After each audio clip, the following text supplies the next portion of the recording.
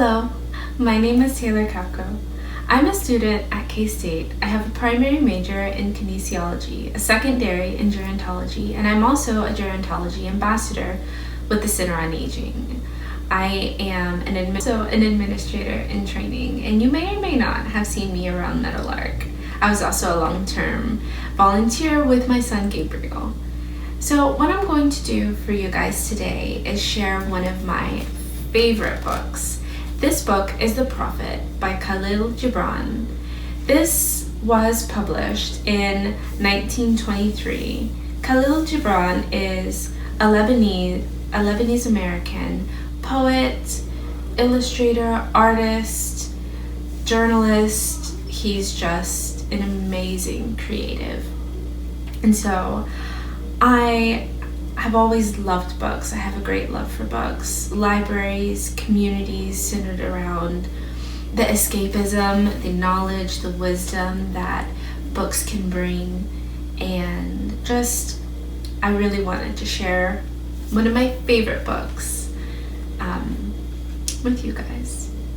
So if you would, favorite books with you guys, The Prophet by Kahlil Gibran.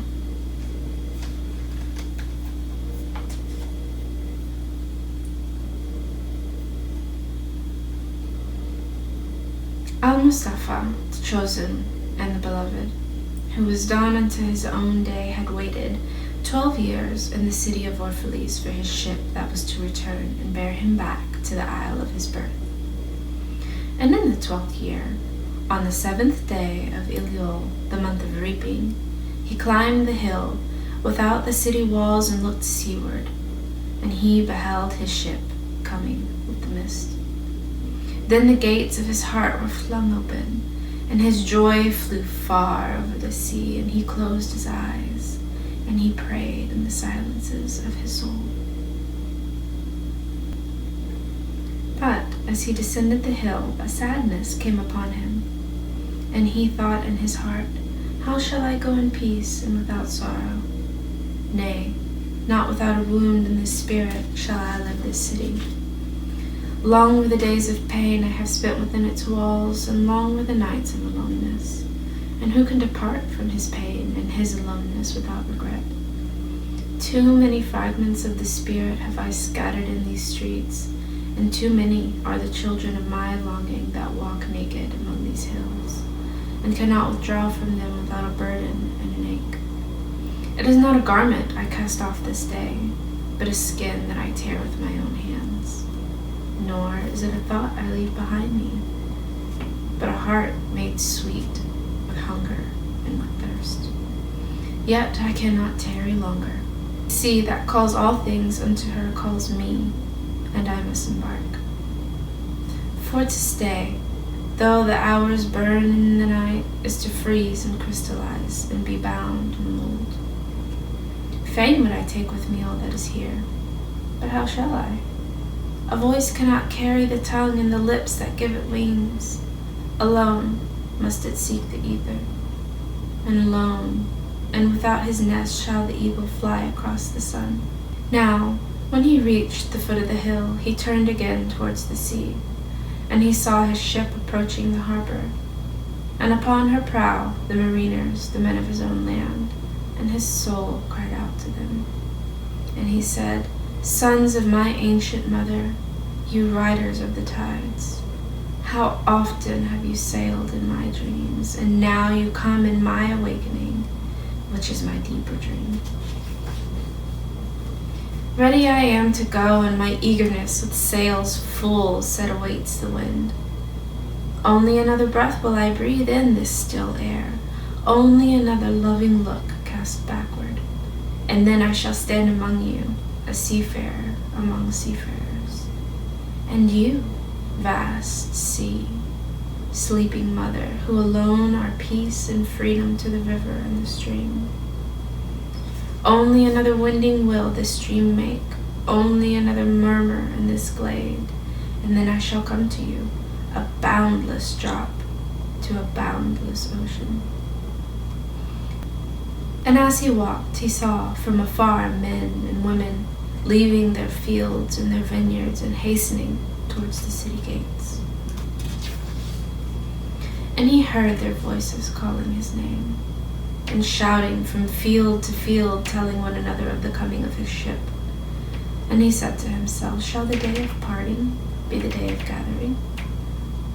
And shall it be said that my eve was in truth my dawn? And what shall I give unto them who has left his plough in mid-furrow, or to him who has stopped the wheel of his winepress? Shall my heart become a tree, heavy laden with fruit, that I may gather and give unto them? And shall my desires flow like a fountain, that I may fill their cups? Am I a harp, that the hand of the mighty may touch me, or a flute, that his breath may pass through me? A seeker of silences am I, and what treasures have I found in silences, that I may dispense with confidence? If this is the day of my harvest, in what fields have I sowed the seed, and in what unremembered seasons?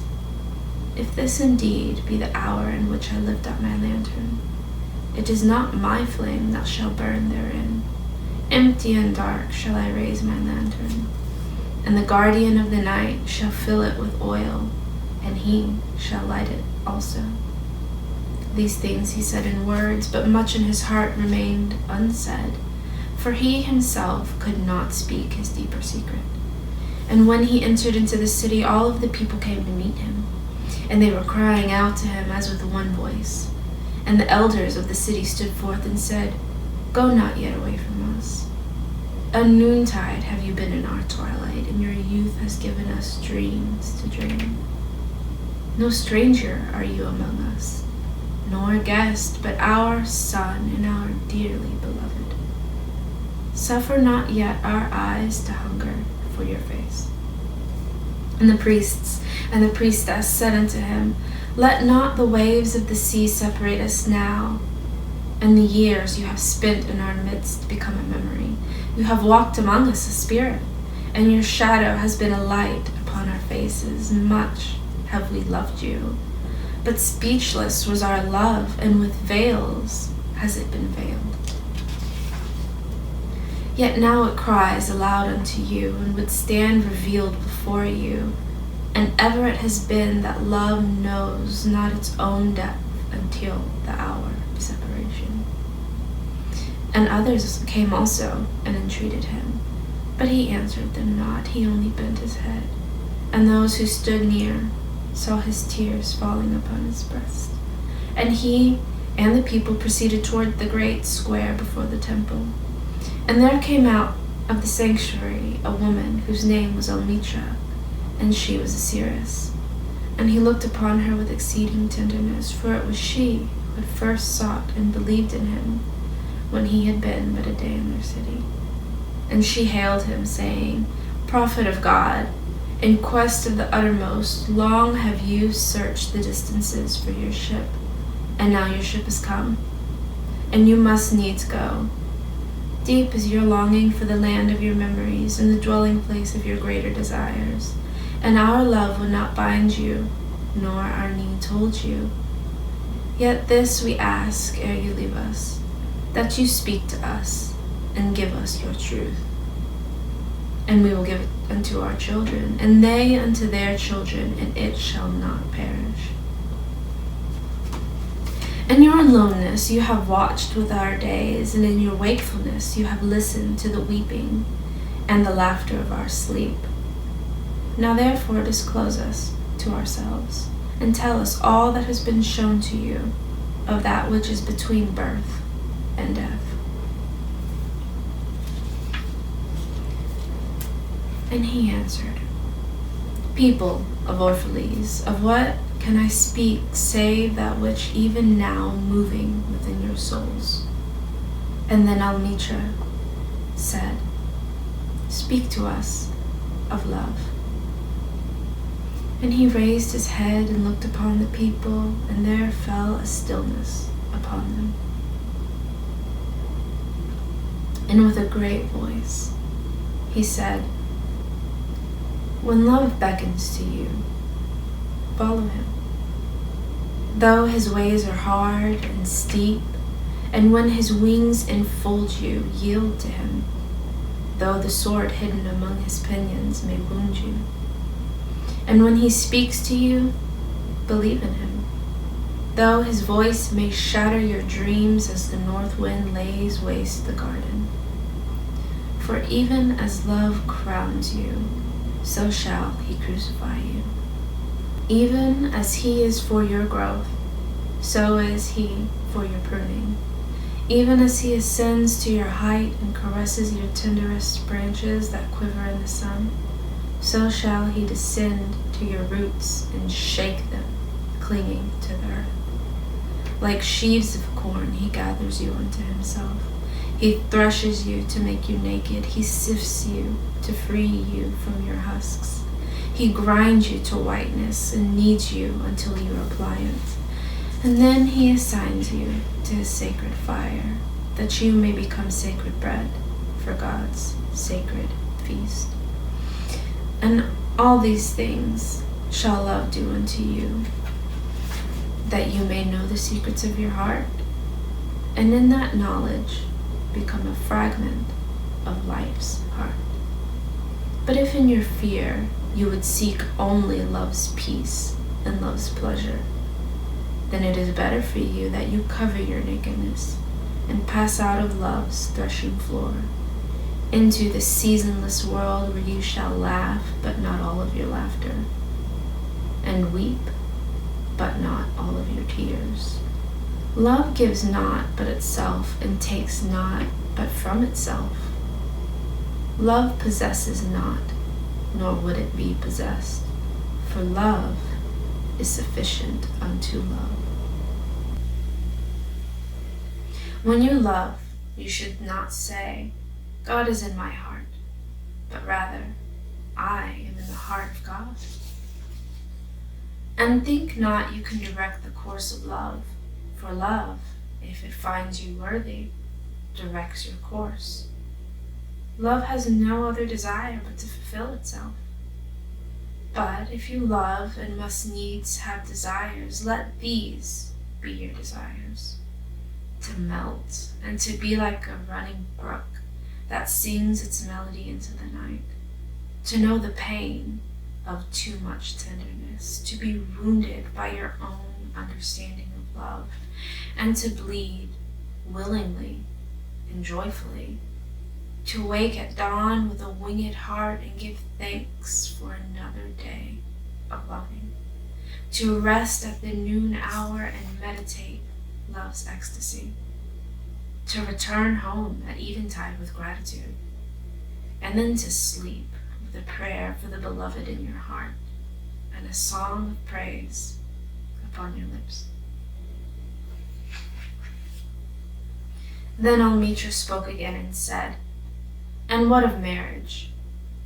And he answered, saying, You were born together, and together you shall be forevermore.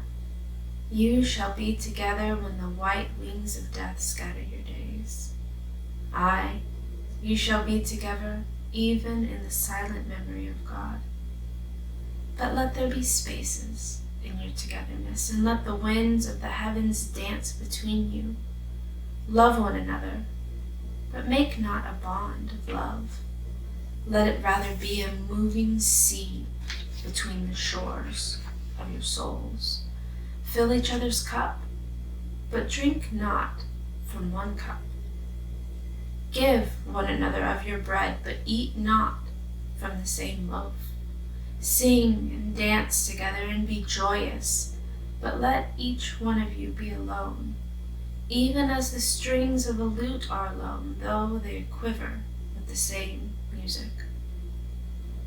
Give your hearts, but not into each other's keeping, for only the hand of life can contain your hearts.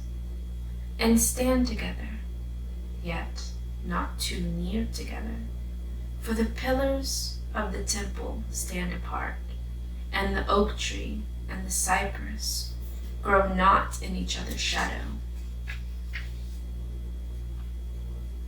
And a woman who held a babe against her bosom said, Speak to us of children. And he said, Your children are not your children. They are the sons and daughters of life's longing for itself. They come through you, but not from you. And though they are with you, yet they belong not to you.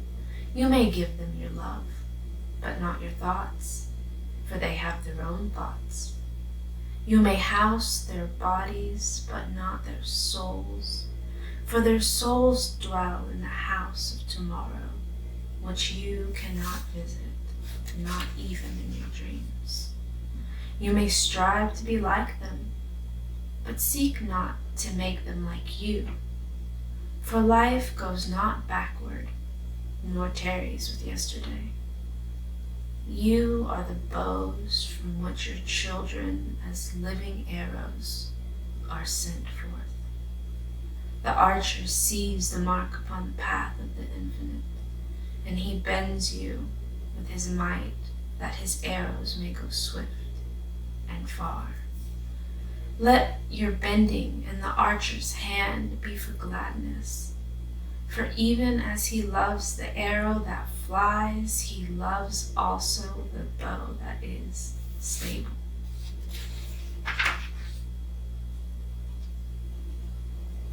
Then said a rich man, Speak to us of giving. And he answered, You give but little when you give of your possessions.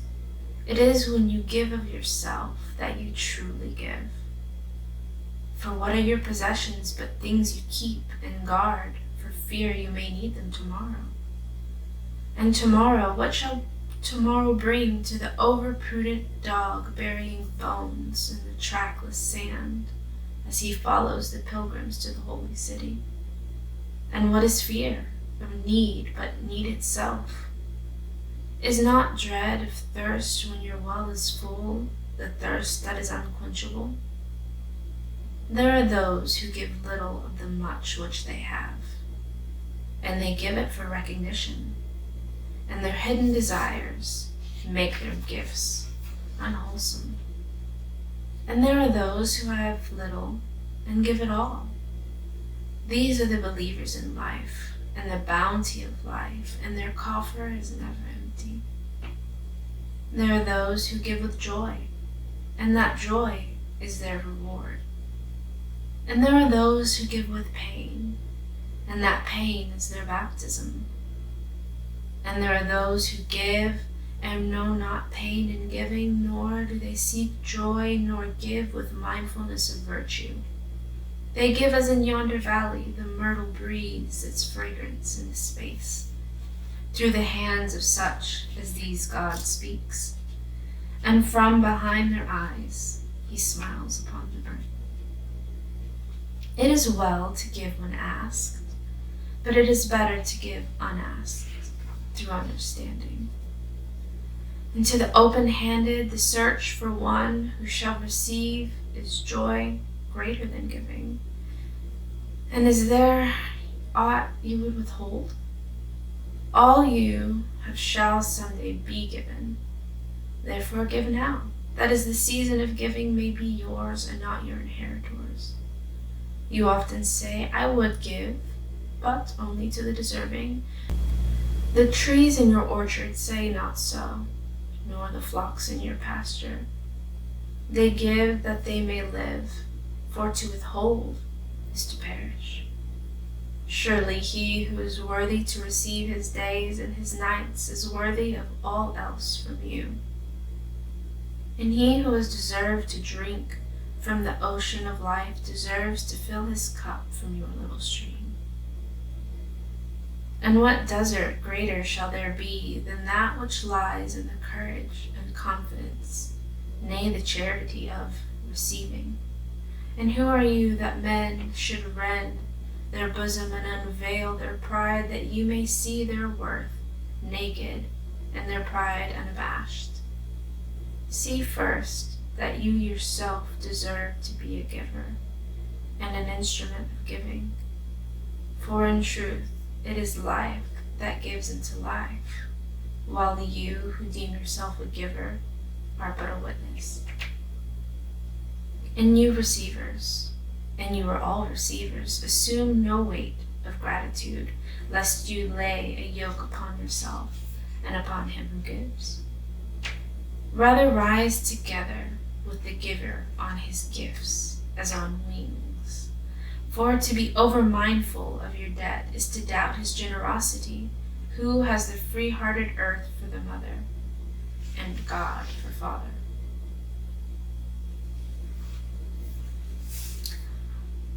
I will leave it there for now. That is quite a bit to digest and to take in. I hope you have enjoyed this bit of one of my favorite books, The Prophet by Kahlil Gibran. I thank you for the time that you have maybe spent with me and my reading. And I hope you have a wonderful morning, afternoon, or evening. And my name is Taylor Capco. I am a student at K-State. I'm an administrator in training, and I'm a gerontology ambassador with the Center on Aging. I hope you have a wonderful morning, afternoon, or evening. And thank you so much for spending time with me. I hope to read more of this wonderful book for you guys. Thanks.